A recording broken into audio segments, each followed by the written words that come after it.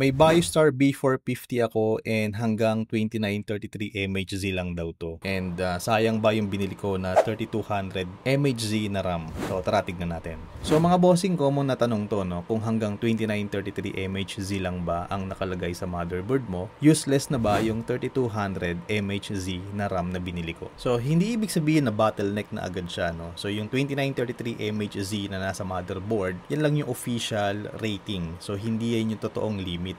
Sa BIOS, meron kang XMP o DOCP profiles. So, pag in-enable mo to, pwedeng tumakbo yung RAM mo sa 3200 mHz or mas mataas pa. Ang default, minsan 2933 mHz lang, pero once na naka-XMP, full speed na ulit siya. Okay, kaya kung may 16GB na 3200 na naka-install dun sa motherboard mo na B450 or yung tinatawag natin na 2933 mHz lang, so hindi sayang yung pinambili mo.